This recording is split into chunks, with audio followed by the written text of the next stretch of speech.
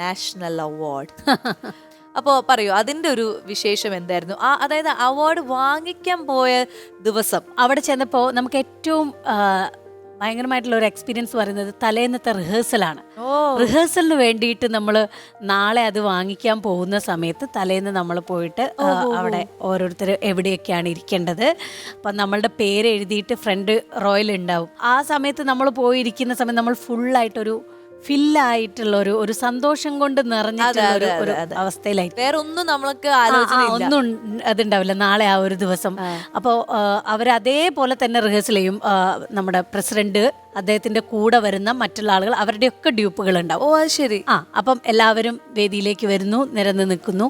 പിന്നെ നമ്മൾ 1 by 1 നമ്മൾ പോയി എങ്ങനെ വാങ്ങിക്കണം, എങ്ങനെ നിൽക്കണം, എവിടെ നോക്കണം എന്നൊക്കെ പറഞ്ഞ് തരാറുണ്ട്.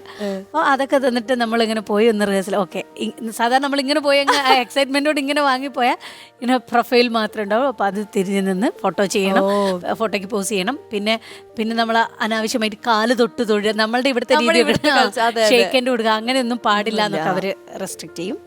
അതിന് മുമ്പ് നമുക്കൊരു ചായ സൽക്കാരം, എല്ലാ ആക്ടേഴ്സും അല്ല അവാർഡ് വിന്നേഴ്സ് ആയിട്ട് എല്ലാവരും അതിന് മുമ്പ് ഉണ്ടാവും. അക്ഷയ് കുമാർ റിഹേഴ്സലിന് വന്നിട്ടില്ല. അക്ഷയ് കുമാർ റിഹേഴ്സൽ വേണ്ടേ? അക്ഷയ് കുമാർ എന്തോ റിഹേഴ്സൽ താല്പര്യമില്ലായിരുന്നു. പക്ഷെ സോനം കപൂറും വേറെ എല്ലാവരും, ബാക്കിയുള്ള എല്ലാവരും, ഓൾമോസ്റ്റ് എല്ലാവരും വന്നിട്ടുണ്ടായിരുന്നു. അപ്പം നമുക്ക് ഭയങ്കര എക്സൈറ്റഡ് ആയിട്ടിരിക്കുമല്ലോ. പിന്നെ പിറ്റേന്ന് ആ ദിവസം അപ്പോഴാണ് ഞാൻ എടുത്തു നോക്കിയ സമയത്ത് ഞാൻ മാല എടുത്തിട്ടില്ല, കമ്മലെടുത്തിട്ടില്ല, ഒന്നുമില്ല. അപ്പോൾ ഉണ്ണി മേക്കപ്പിന് വന്നു. അപ്പോൾ ഞാൻ വെച്ചു, ഉണ്ണി സാരിയൊക്കെ ഇതുണ്ട്, ഞാൻ ഓർണമെന്റ്സ് എടുത്തിട്ടില്ല, എന്ത് ചെയ്യും? അങ്ങനെ അപ്പോൾ ഉണ്ണിയുടെ കയ്യിലുള്ള എക്സ്ട്രാ ഉണ്ടായിരുന്നിട്ടുള്ള ഒരു കമ്മലും ഒരു കാശിമാലയിട്ട് ഒരു തിരുവാതിരക്കളിക്ക് പോകുന്ന ഒരു ലുക്കില്ല എത്തിയത്. അപ്പൊ അതിന് കേരളത്തിന്റെ വേണം. അപ്പൊ പ്രണബ് മുഖർജി സാർ ഇല്ല, അദ്ദേഹം ചോദിച്ചു ബംഗാളിൽ നിന്നാണോ, ബംഗാൾ ആക്ട്രസ് ആണോന്ന്. ഞാൻ പറഞ്ഞത് അല്ല, ബംഗാളല്ല, മലയാളി എന്ന് പറഞ്ഞിട്ടാണ്. അവരുടെ ട്രഡീഷണൽ ഡ്രസ്സും നമ്മളുടെ ഡ്രസ്സും സിമിലാരിറ്റീസ് ഉണ്ടെന്ന് തോന്നുന്നു. അക്ഷയ് കുമാർ സാറിന് അന്നാണോ ആദ്യമായിട്ട് കാണുന്നത്? അതെ അതെ. അക്ഷയ് കുമാറുമായിട്ട് നല്ല ഫ്രണ്ട്ഷിപ്പ് ആണോ? അല്ല, അവിടെ നിന്ന് ഞാൻ പറഞ്ഞു, ഞാൻ അദ്ദേഹത്തിന് ഫസ്റ്റ് നമ്മൾ ഞായറാഴ്ച 4 മണിക്കുള്ള സിനിമ ഉണ്ടല്ലോ, അപ്പം അതിലാണ് ആദ്യമായിട്ട് അദ്ദേഹത്തിനെ കാണുന്നത്. അന്ന് അക്ഷയ് കുമാർ ആണെന്നൊന്നും എനിക്കറിയില്ല. റഫ് ആൻഡ് ടഫ് വാങ്ങൂ, റഫ് ആൻഡ് ടഫ് ധരിക്കൂ, ഓർമ്മയില്ലേ? Rough and tough. അപ്പം അതാണ് ഫസ്റ്റ് കണ്ടില്ല. പിന്നെ ഞാൻ അന്ന് എനിക്കുള്ള ഒരു ശീലം എന്താ വെച്ചിട്ടുണ്ടെങ്കിൽ, ഞാനൊരു 3 മണിക്ക് ഒരു സിനിമ കാണാൻ പോകുന്ന ഒരു ശീലം ഉണ്ടായിരുന്നു. വീട്ടിൽ ആർക്കും അറിയില്ല ഞാൻ പോകുന്നത്. ഞാൻ ഒറ്റയ്ക്ക് പോയിട്ട് ഫ്രണ്ടിൽ 5 രൂപ, എൻ്റെ ടിക്കറ്റ് 5 രൂപ, 7 രൂപ, 10 രൂപ, ആ രീതിക്കാണ് അന്ന് ഉണ്ടാകുക. കുറേ കാലം കഴിഞ്ഞിട്ടേക്ക് കിട്ടും അങ്ങോട്ടേക്ക് സിനിമ വരിക. അപ്പൊ അങ്ങനെ പോകുന്ന സമയത്ത് കിലാഡിയൻ കാ കിലാഡി എന്ന് പറഞ്ഞിട്ട്, അന്ന് ഹിന്ദി അറിഞ്ഞിട്ടോ അക്ഷയ് കുമാർ അറിഞ്ഞിട്ടോ ഒന്നുമല്ല, ഞാൻ അവിടെ ആ സിനിമയൊക്കെ കണ്ടിട്ടുണ്ട്. അപ്പൊ അതൊക്കെ എനിക്ക് അറിയാവുന്ന രീതിയിൽ. പക്ഷെ ഇഷ്ടമായിരിക്കുമല്ലോ അതൊക്കെ അതിലുള്ള. അപ്പൊ അവിടെ പോയി, അപ്പൊ അവർക്ക് ഇപ്പൊ ഞാനാണെന്നൊന്നും അറിയില്ലല്ലോ. അങ്ങനെ ഞാൻ എന്നെ കൊണ്ട് അറിയാവുന്നത് പോലെയൊക്കെ ഹിന്ദിയിലൊക്കെ പഠിച്ച് പോയി സംസാരിക്കുകയൊക്കെ ചെയ്തു. ബടാ ഫാൻ ഹേ കേരൾ മേ ടാക്കീസ് മേ देखती आपका ഫിലിം. അപ്പൊ അദ്ദേഹം ചിരിച്ചിട്ട് അങ്ങനെയാണ് സെൽഫി ഒപ്പിച്ചെടുത്തത്. സെൽഫി ഒപ്പിച്ചെടുത്തത്. പിന്നെ പ്രസിഡന്റ് വന്നതിനേക്കാൾ ഭയങ്കര എന്താണ് പ്രൊട്ടക്ഷനോട് കൂടിയിട്ടാണ് അദ്ദേഹം കയറി വന്നത്.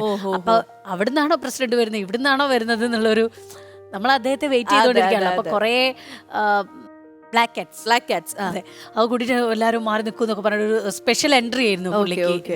അപ്പോഴാണ് അവിടെ ഒരു ഫോട്ടോ ഉണ്ട്, ഞാൻ ഇങ്ങനെ നോക്കുന്നത്, ഇതാരാണ് ഒരു ഫോട്ടോ ഉണ്ടായത്. അപ്പൊ അതിനവിടെ ട്രോൾ ഉണ്ടായിരുന്നു, അല്ല അത് നമ്മൾ അക്ഷയ് കുമാർ അല്ലേന്ന് പാത്തുവിന്റെ ഇതിൽ വെച്ചിട്ട്. ഇതെല്ലാം വാങ്ങിച്ചെല്ലാം കഴിഞ്ഞ് തിരിച്ച് റൂമിൽ ചെന്നിട്ടുള്ള എന്തൊക്കെയായിരുന്നു ബഹളങ്ങള്? റൂമിൽ ചെന്നിട്ടുള്ളതല്ലായിരുന്നു, തിരിച്ചു വരുന്ന സമയത്ത് എയർപോർട്ടിൽ തന്നെ ഒരു കുറ്റവാളിയെ പോലെ പിടിച്ചു നിർത്തിയിട്ടുണ്ടായിരുന്നു. അല്ല, അവര് ഇത് നമ്മൾ സ്കാൻ ചെയ്ത് നോക്കുന്ന സമയത്ത് ഒരു റൗണ്ടിൽ മെറ്റലുള്ള ഒരു എന്തോ ബാഗിൽ കണ്ടു. അപ്പോൾ എൻ്റെ കൂടെ ഉണ്ടായിരുന്നവരൊക്കെ ഫ്രണ്ടിൽ അങ്ങ് പോയി, ഞാൻ മാത്രം പിന്നിൽ. അപ്പം ഞാൻ ഈ നാഷണൽ അവാർഡ് എന്നൊരു നോട്ടോ. മഞ്ജു വാര്യർ, എനിക്ക് മനസ്സിലായി മഞ്ജു വാര്യരെ അവർക്കറിയില്ല, എന്നെ അല്ല. പക്ഷെ മഞ്ജു വാര്യർ എന്ന് പറഞ്ഞൊരു നടി മലയാളത്തിൽ ഉണ്ടെന്നുള്ളത് അവർക്കറിയാം. ഞാൻ ആന്ന് പറയണം, ഇനി അങ്ങനെ പെട്ടെന്ന് രക്ഷപ്പെട്ട ഫോട്ടോ വെച്ചിട്ട് ഞാൻ വന്ന് അല്ലാതെ ഫോട്ടോസ് കേട്ടു, അതായത് ഇപ്പൊ നാഷണൽ അവാർഡ് ഒക്കെ കിട്ടുന്ന ആൾക്കാർക്ക് എന്തോ എയർപോർട്ടിൽ സ്പെഷ്യൽ അങ്ങനെ എത്രയോ വർഷത്തേക്ക് അങ്ങനെ എന്തൊക്കെയാണെന്നൊന്നുമില്ലേ? അതൊന്നും ഞാൻ നോക്കിയിട്ടില്ല. എന്താണെങ്കിലും പക്ഷെ മരിച്ചു കഴിയുമ്പോ മുകളിലേക്ക് വെടിവെക്കും. I'm waiting for that. ആ വെടി ശബ്ദങ്ങൾക്ക് വേണ്ടി ഞാൻ കാത്തിരിക്കുന്നു. അയ്യോ, അത് മാത്രമേ എനിക്ക് കൃത്യമായിട്ട് അറിയാം. പക്ഷെ ബാക്കി കുറെ ആ സമയത്ത് സത്യസന്ധമായിട്ടും ഞാൻ ഭയങ്കരമായിട്ട് സന്തോഷിക്കായിരിക്കും കേട്ടോ. ആ ആത്മാവ് അല്ലേ? അതെ അതെ തീർച്ചയായിട്ടും. അത് പൊട്ടുന്ന ആ സമയത്ത് വാ എന്ന് പറഞ്ഞിട്ട് ഞാൻ അവിടെ ഒരു കയ്യടിയും ബഹളവും എൻ്റെ കൂടെയുള്ള, കാരണം ജീവിച്ചിരിക്കുന്ന ആൾക്കാരെക്കാൾ കൂടുതൽ എൻ്റെ പ്രിയപ്പെട്ടവരെല്ലാം മരിച്ചിരിക്കുന്ന ആൾക്കാരാണ്. അപ്പൊ ഞാൻ അവരുടെ കൂടെ ഞാൻ ഭയങ്കരമായിട്ട് സെലിബ്രേറ്റ് ചെയ്യുകയായിരിക്കും. പിന്നെ അത് കിട്ടിയ എന്റെ അമ്മ ചോദിച്ചിരുന്നു, ഷേ ഇത് കാണാൻ ഞാനുണ്ടാവും അറിയാതെ പറഞ്ഞു പോയത്. ഞാൻ പറഞ്ഞേ ഇത് കാണാൻ നിങ്ങളുണ്ടാവില്ല എന്ന് പറഞ്ഞാൽ ഞാൻ നിങ്ങൾ ജീവിച്ചിരിക്കുമ്പോൾ മരിക്കണം. അത് ശരിയാണല്ലോ, എന്നാ വേണ്ടത്. ഈ ഒരു സിനിമയിൽ നാഷണൽ അവാർഡ് കിട്ടിയതിനൊരു സ്പെഷ്യൽ സന്തോഷം കൂടി സുരഭി ചേച്ചിക്ക് ഉണ്ടാവും. കാരണം സുരഭി ചേച്ചിയുടെ ഒരു എഫേർട്ടും കൂടി എടുത്തിട്ടാണ് ഒരു അല്ലെങ്കിൽ ഒരു നിർമ്മാതാവിന്റെ വേഷവും കൂടി വന്നു. നിർമ്മാതാവിന്റെ വേഷം എന്നുള്ളതല്ല, ആ സിനിമ അത്രയും കഷ്ടപ്പെട്ടിട്ടാണ് മുന്നോട്ട് പോകുന്നത്. ആ സമയത്താണ് നോട്ട് നിരോധനം വന്നത്. അപ്പൊ അങ്ങനത്തെ സിനിമകളൊക്കെ ഞാൻ ആദ്യമായിട്ട് നായികയാവുന്ന ഒരു സിനിമ, ആദ്യമായിട്ട് ഞാനൊരു സ്ക്രിപ്റ്റ് വായിച്ച് നോക്കിയിട്ട് അഭിനയിക്കുന്ന സിനിമ, അങ്ങനെയൊക്കെ വരുമ്പം എന്നെ വെച്ചൊരു സിനിമ ചെയ്താൽ ഉറപ്പായിട്ടും തിയേറ്ററിൽ ആരും ഉണ്ടാവില്ല എന്നുള്ള ഉറപ്പുള്ള കാലത്ത് ഒരു സിനിമ. പിന്നെ നോട്ട് നിരോധനം തുടങ്ങിയപ്പോൾ അതിലുണ്ടായിരുന്ന ഒരു പ്രൊഡ്യൂസർ എന്നുള്ള രീതിയിൽ കുറച്ച് പൈസ സഹായിക്കാന്ന് പറഞ്ഞ ആൾക്ക് മുങ്ങിയതല്ല, ആൾക്ക് തരാൻ പറ്റാത്ത സിറ്റുവേഷനായി. പിന്നെ ദിവസം 4000 രൂപയും ഞങ്ങളിവിടെ തട്ടുകടയിൽ നിന്നൊക്കെ ഭക്ഷണം കഴിച്ചിട്ടായി. പിന്നെ നൈറ്റിലൊക്കെ 2 വിഭവം ഉള്ളതൊക്കെ ഒന്നായിട്ട് ചുരുങ്ങി, ഒരു ചോറ് ഒരു കറി ഒരു ഉപ്പേരി എന്നുള്ള രീതിയിലേക്ക് അത് മാറി. പിന്നെ പല ലൊക്കേഷനും രാവിലെ തന്നെ നമ്മൾ പറയും ഇന്ന സ്ഥലത്ത് ഇന്ന ഇവിടെ ആയിരിക്കും ഉണ്ടാവുക. അപ്പോൾ സുരഭി മെല്ലെ അതിൽ കയറി ആ മൊബൈൽ ഷോപ്പ് പോവുക, അവിടെ നിന്ന് നമ്മളുടെ ഒരാളെ അവിടെ നിർത്തിയിട്ടുണ്ടാവും. അപ്പോൾ അവർ സംസാരിക്കുക, വേഗം ഇറങ്ങി വരിക, വേറെ ഒന്നും നോക്കണ്ട, ഒന്നുമില്ല. അപ്പോൾ ഇവരെവിടെയെങ്കിലും വാനിൻ്റെ അകത്തോ അല്ലെങ്കിൽ ജീപ്പിലോ ഒക്കെ ആയിരിക്കും ക്യാമറ ഉണ്ടാവുക. അങ്ങനെ ഞാൻ ഈ തിരുവനന്തപുരം സിറ്റി മുഴുവൻ അലഞ്ഞു വാങ്ങിച്ചിട്ടുള്ള ഒരു അവാർഡാണെന്ന് വേണമെങ്കിൽ പറയാം. അങ്ങനെ രാത്രിയും 12 മണിക്കൊക്കെ. അപ്പം കുറേ ദിവസങ്ങളുണ്ടായിരുന്ന ഷൂട്ടിംഗ് ഡേറ്റ്സ് ഒക്കെ കുറഞ്ഞു 11 ദിവസം കൊണ്ട് രാവിലെ 6 മണി മുതൽ രാത്രി 12 മണി വരെയൊക്കെ ആയിട്ട് യൂണിറ്റിനൊക്കെ പെട്ടെന്ന് തന്നെ പാക്ക് ചെയ്താലും പിന്നെയും അല്ലാതെ ഞങ്ങള് ആക്ടർ മാത്രമായിട്ട് വർക്ക് ചെയ്ത് അങ്ങനെയൊക്കെ ആണ് ആ സിനിമയിൽ അഭിനയിച്ചത്.